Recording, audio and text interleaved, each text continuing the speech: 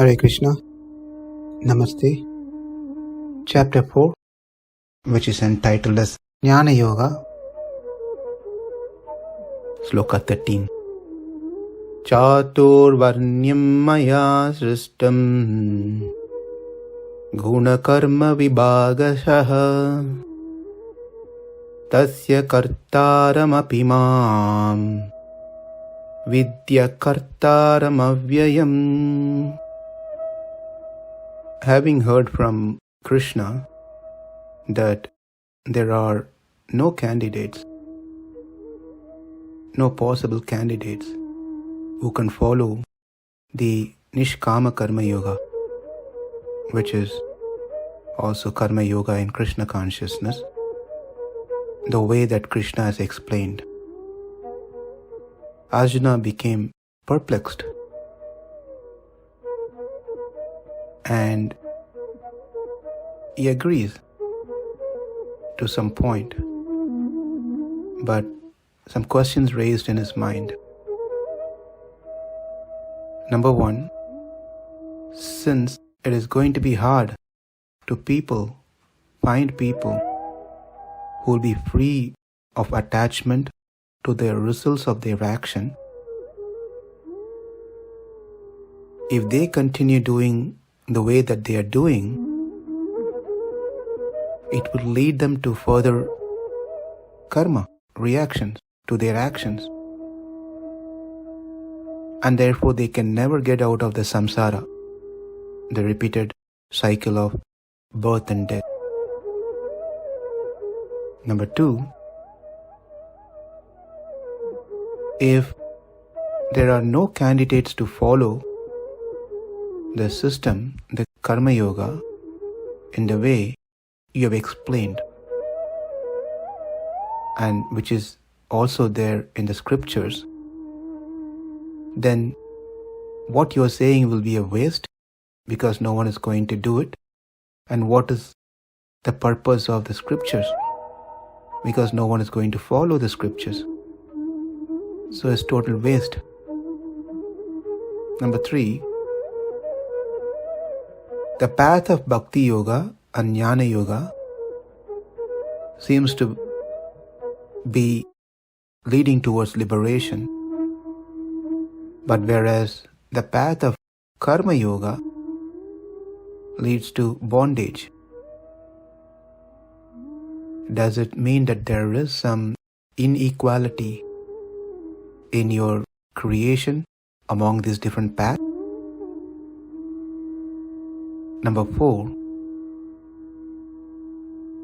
why and what is the reason that these people not able to appreciate the adrishtam?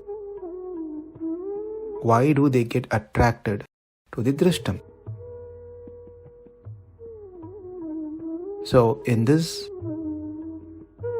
sloka, Krishna will address by stating that if one follows the four systems that he has created, it will help them to be free up from the obstacles in their path of karma, and then they can gradually move forward into nishkama karma. In this way they can continue their journey without problem and can attain me.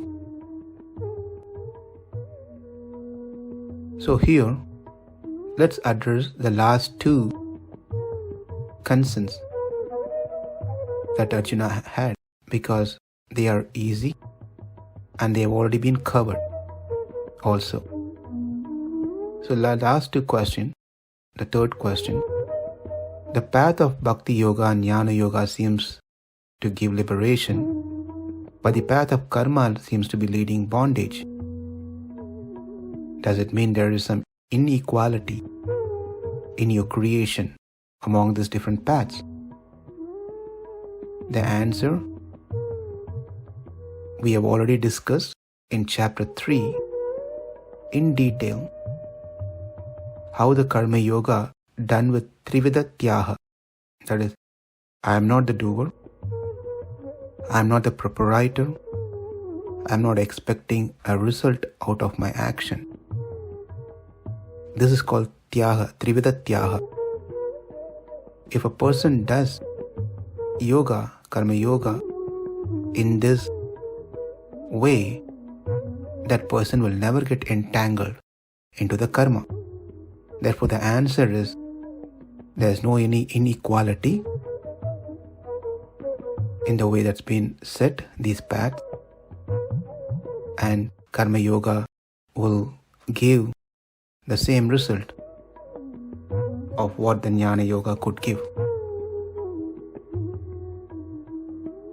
The second or the fourth question in the order, why these people not able to appreciate the adrishtam?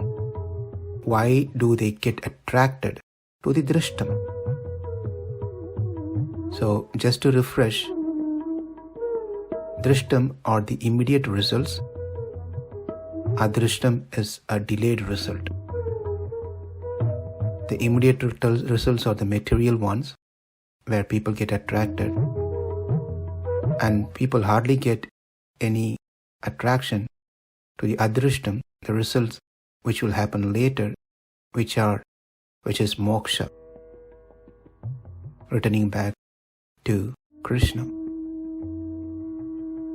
The answer why people are not inclined towards adrishtam and only towards drishtam is because of the virodhi, because of the enemies, which are the obstacles in this path.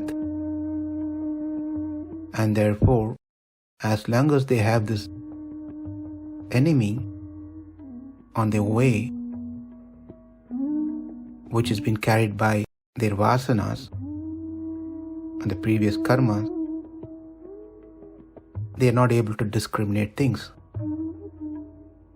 Therefore, this virodhi or the enemy has to be removed. How do we do that? And that is what is going to be responded.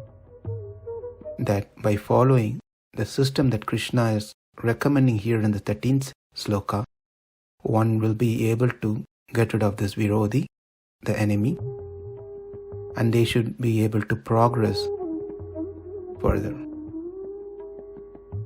So, out of 4 questions, we saw 2, and let's see the first 2 questions, the number 1 and 2.